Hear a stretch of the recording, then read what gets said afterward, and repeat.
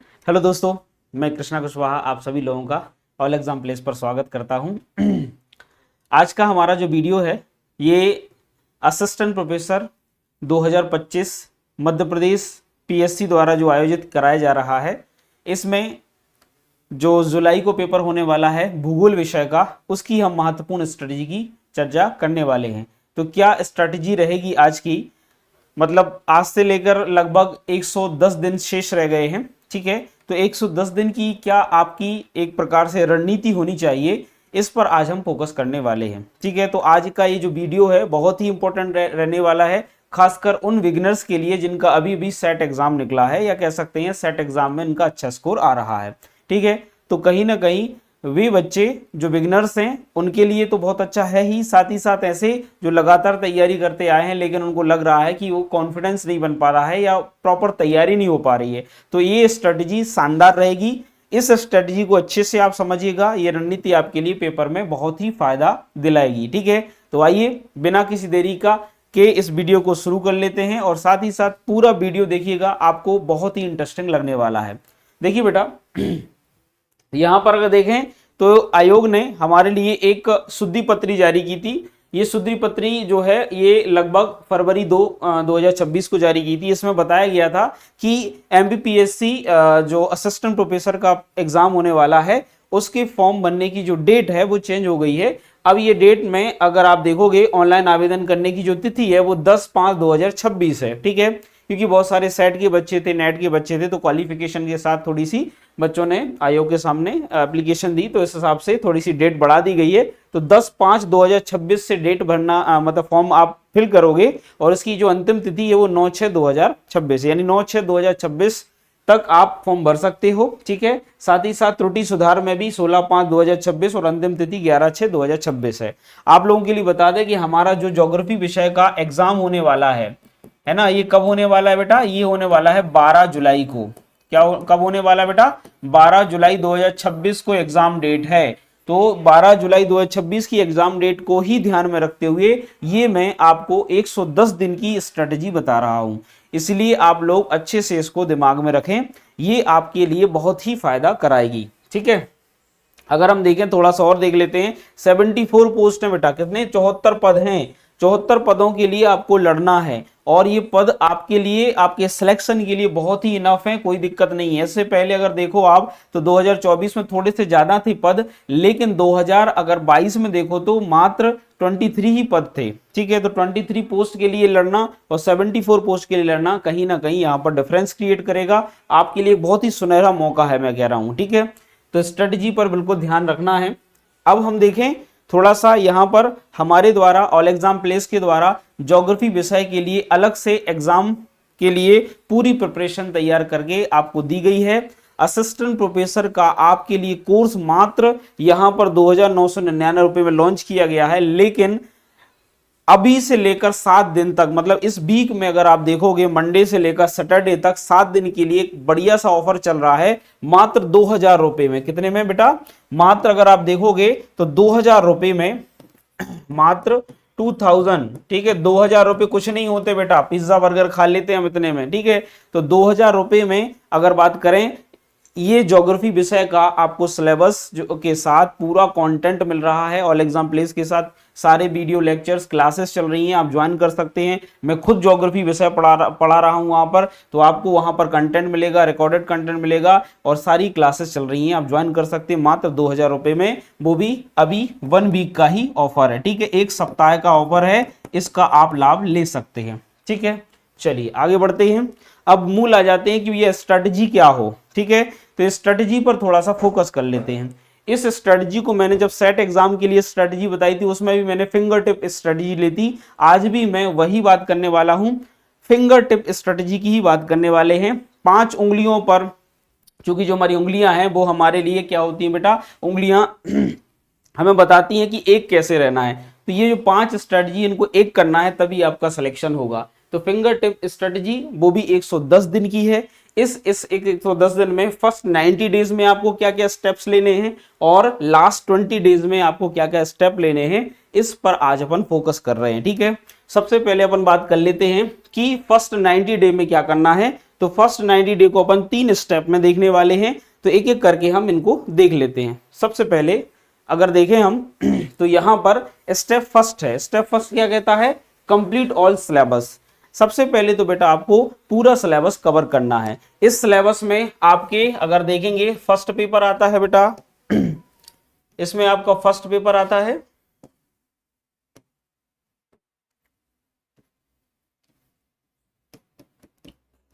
First paper है आपका बेटा। फर्स्ट पेपर में आपको एमपी पूरा कवर करना है, एमपी की यूनिट्स हैं। और इसमें फिर क्या है अपना आपका सेकंड पेपर है, ठीक है। तो सेकंड पेपर में आपको ज्योग्राफी विषय को कवर करना है, ठीक है। तो फर्स्ट पेपर में आपको एमपी कवर कर लेना है, सेकंड में आपको क्या कर लेना कवर? ज्योग्राफी को कवर कर लेना है। ज्योग्राफी विषय के लिए अगर आपको अच्छे से कवर करना है तो हमारी ऑल एग्जाम प्लेस के साथ जुड़कर आप अच्छे से अपना विषय कर सकते हैं, ठीक है। और अगर कहीं और से करना है तो बुक वगैरह के सोर्सेस के लिए हम अलग से वीडियो लेके आने वाले हैं, तो वहां से भी आप बुक का सोर्स देखकर वहां से भी तैयारी कर सकते हो, कोई दिक्कत नहीं। जहां से आपको इजी पड़ जाए वहां से तैयारी करिए, ऐसी कोई भी आपको समस्या नहीं जाएगी, ठीक है। कंप्लीट करें पहले तो अपना सिलेबस, अच्छे से सिलेबस का गहन अध्ययन करने के बाद ही उसको आगे बढ़ाएं। तो पहला आपका क्या होना चाहिए स्टेप? सिलेबस को कंप्लीट करना, ठीक है। अब सिलेबस को कंप्लीट करने के बाद आप आएंगे दूसरे स्टेप पर। दूसरा स्टेप क्या है बेटा? दूसरा स्टेप है notes making, notes and syllabus making, synopsis making, ठीक है। तो यहाँ पर नोट्स और सिनॉप्सिस आपको बनाने हैं। सबसे पहले तो जो आपने सिलेबस किया है उसके आपको नोट्स बनाने हैं, ठीक है। नोट्स मेकिंग कह सकते हो उसको। अब नोट्स मेकिंग करने के लिए आपको क्या करना है बेटा? नोट्स मेकिंग करने के लिए आपको हर एक यूनिट के, यानी यूनिट वाइज होगा, ये कैसा होगा बेटा? यूनिट वाइज आपको अच्छे से नोट्स बना लेने हैं, ठीक है। यूनिट वाइज आपका कंटेंट आपके पास है, एक एक करके नोट्स बना लेने, क्योंकि आयोग का अगर आप सेट का एग्जाम का कंटेंट देखो या कह सकते सिलेबस देखो और असिस्टेंट प्रोफेसर का देखो, इसमें थोड़ा सा अंतर है। इसलिए आपको नोट्स बनाते समय ये ध्यान देना है कि भले से ही आपने सेट में पढ़ा है लेकिन आपका एपी का थोड़ा सा सिलेबस अलग है, इसलिए एपी के सिलेबस को ध्यान में रखकर ही आपको उसकी यूनिट वाइज नोट्स बनाने हैं, ठीक है। दूसरा है आपका बेटा जो यूनिट वाइज नोट्स बनाएंगे, इसमें सारी की सारी 10 यूनिट आ जाएंगे ना, 10 की 10 यूनिट आपको इसमें कवर करनी है, ठीक है। तो 10 यूनिट आपको इसमें कवर करनी है, ठीक है। इसके बाद अगर बात करें बेटा हमें सिनॉप्सिस मेक करना है,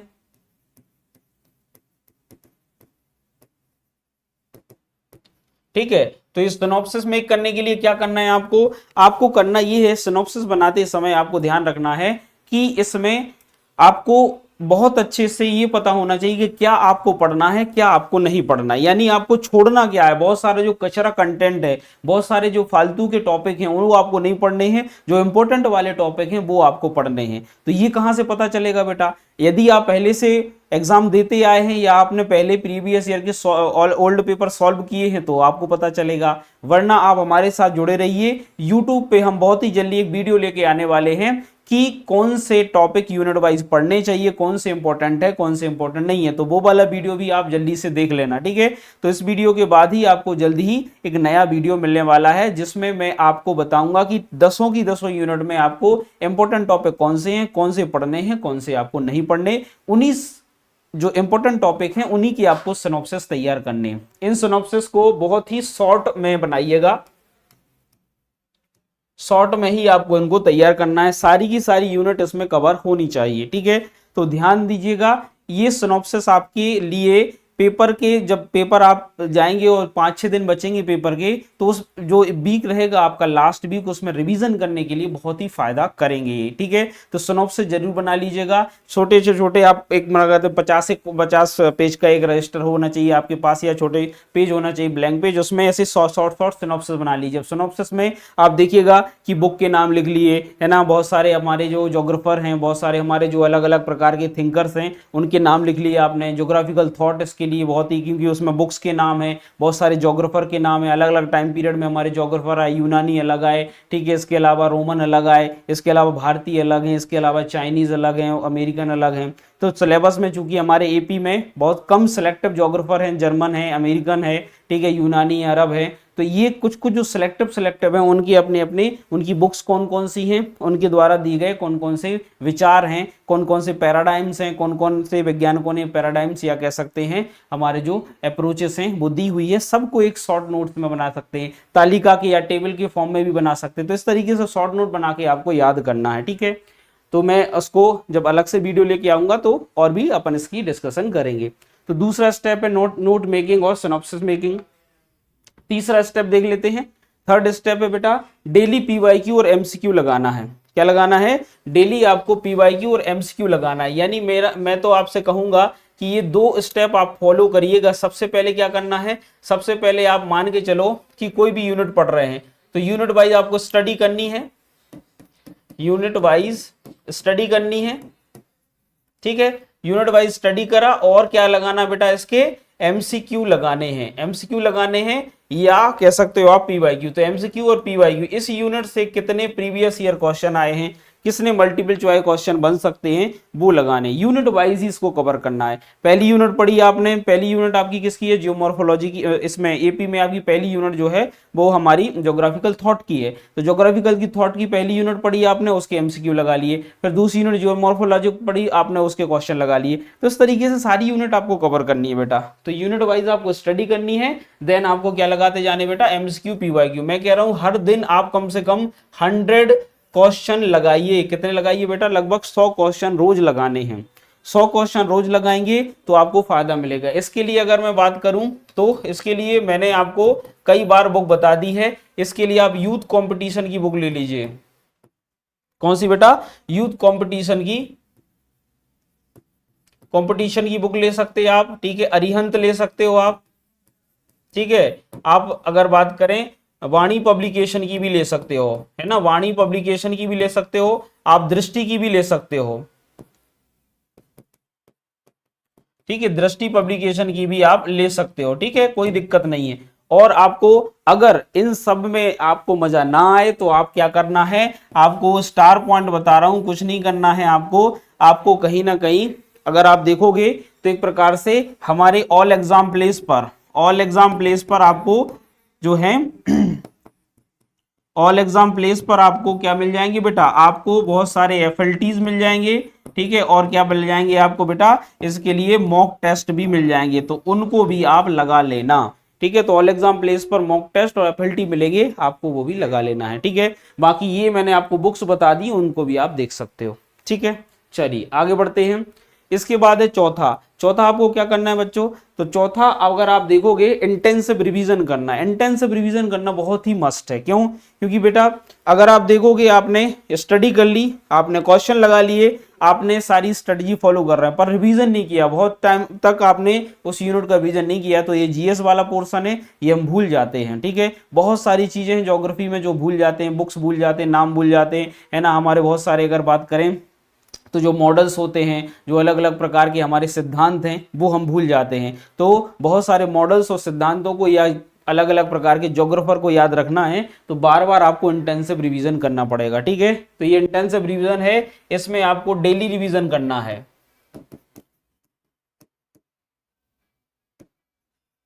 क्या करना बेटा? डेली रिवीजन करना है। और ये जो डेली रिवीजन है, इस मतलब एक प्रकार से आप इसको बांट सकते हो, 1 घंटे रिवीजन कर सकते हो, ठीक है।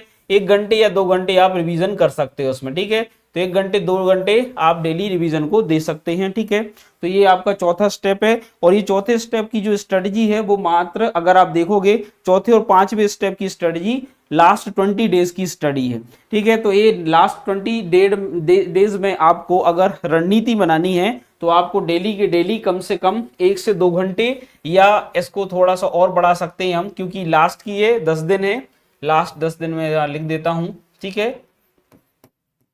लास्ट जो है 20 डेज, सॉरी, ठीक है। लास्ट 20 डेज की बात करें तो लास्ट 20 डेज में आप रिवीजन अगर करना है तो आप यूनिट वाइज बांट लें, पहले तो यूनिट वाइज बांट लें, और कम से कम आप रिवीजन के लिए लास्ट के जो टाइम रह गया है तो कम से कम 6 घंटे आप पर डे के हिसाब से रिवीजन करिए, ठीक है। पर डे के हिसाब से 6 घंटे केवल आपको क्या करना है बेटा, एक प्रकार से रिवीजन करना है। और ये 6 घंटे में केवल आपको पढ़ना है, ठीक है, यानी सिलेबस को ही पढ़ना है। किसको पढ़ना है बेटा? सिलेबस को ही पढ़ना है, इसमें कोई एमसीक्यू नहीं लगाने हैं। और इसमें आप इंटेंसिव रिवीजन करोगे, सिलेबस एक को कवर करोगे, सिलेबस को ही बार बार पढ़ते रहोगे, ठीक है। और फिर इस लास्ट 20 डेज में ही बीच में आपको सिलेबस तो करना ही है, साथ ही साथ जो 5वां स्टेप रहेगा सॉल्व एफएलटी इन मॉक टेस्ट, ये भी साथ साथ करना है। तो ये भी डेली काम करना है आपको। लास्ट डेली अगर बात करें, ये आपको डेली वर्क है। और डेली वर्क में भी आप अगर देखोगे तो लास्ट 20 डेज की बात कर रहा हूं मैं, लास्ट 20 डेज में, तो लास्ट 20 डेज में अगर आप देखोगे, ठीक है, तो यहां पर आपको कम से कम 2 घंटे आपको क्या करना है पर डे के हिसाब से, पर डे के हिसाब से क्या करना है बेटा, एफएलटी और एफएलटी लगा सकते हो आप या फिर मॉक लगा सकते हो, कोई दिक्कत नहीं। एफएलटी लगा सकते हो या मॉक लगा सकते हो, एक ही बात है, यानी एमसीक्यू लगाने हैं कुल मिला के लास्ट 20 डेज में। तो कुल मिला के हम ये कहें कि लास्ट जो 20 डेज है ये क्रूशियल हैं आपके लिए बेटा। और इस क्रूशियल डेज में आपको सिर्फ 2 ही काम करने, एक तो रिवीजन करना है और दूसरा क्या करना है, एफएलटीज लगाने हैं, जिसमें आप जितने ज्यादा हो सके उतने क्वेश्चन लगाइए। मैं तो कह रहा हूं कि अगर पेपर के पहले पहले अगर देखें हम, पेपर के पहले जिन भी बच्चों ने कम से कम, मेरे हिसाब से कम 5000 क्वेश्चन, कितने बेटा, 5000 क्वेश्चन अगर आपने लगा लिए है ना, कैसे भी, चाहे एफएलटी के फॉर्म में चाहे पीवाई के फॉर्म में हो, 5000 प्लस क्वेश्चन अगर आपने यहां से लगा लिए हैं, तो फिर आपका कहीं ना कहीं ये एग्जाम क्रैक करना बहुत ही आसान हो जाएगा, बहुत आसान हो जाएगा एग्जाम क्रैक करना। तो कोशिश करें, ज्यादा से ज्यादा रिवीजन करें, ज्यादा से ज्यादा क्वेश्चन लगाएं, ठीक है। तो यही है बेटा हमारी फिंगर टिप स्ट्रेटजी, जिसमें 3 जो शुरुआत के स्टेप हैं वो आपके सिलेबस को कवर करने वाले हैं, और लास्ट जो आपके 20 डेज का क्रूशियल टाइम पीरियड है उसमें आप केवल रिवीजन और एफएलटीज लगाएं, ठीक है बेटा। तो इस तरीके से आज का ये जो हमारा वीडियो लेक्चर है ये बहुत ही आपके लिए बेनिफिशियरी होने वाला है। आप बिल्कुल भी इसमें इस स्ट्रेटजी के हिसाब से चलेंगे तो आपको कहीं पर भी कोई समस्या नहीं जाएगी। और अगर कोई दिक्कत होती है तो बिल्कुल आप ऑल एग्जाम प्लेस के साथ जुड़ सकते हैं। सिलेबस आपको अच्छे से कराया जाएगा, क्लासेस चल रही हैं, आपको रिकॉर्डेड वीडियो के साथ साथ कंटेंट मिलेगा। इस एक हफ्ते में इस वीक के हिसाब से आपको सस्ता, बहुत ही सस्ता आपको ये पूरा कोर्स मिल रहा है। मात्र 2000 रुपए का कोर्स आपको इस वीक मिल रहा है। तो ऑफर है, जल्दी से जल्दी ऑफर का लाभ ले लें और आप कोशिश करें कि अपनी तैयारी को बेहतर बना लें, ठीक है। तो भैया ऑफर पीरियड का लाभ उठाएं, ज्यादा से ज्यादा लोग इसको ज्वाइन करें, ठीक है बेटा। तो आज की इस क्लास में या कहें हम इस वीडियो सेशन में इतना ही। जुड़े रहिए ऑल एग्जाम प्लेस के साथ, और साथ ही साथ हमारे चैनल को लाइक करना, सब्सक्राइब करना बिल्कुल भी ना भूलें, ठीक है। थैंक यू वेरी मच बेटा। जय हिंद, नमस्कार।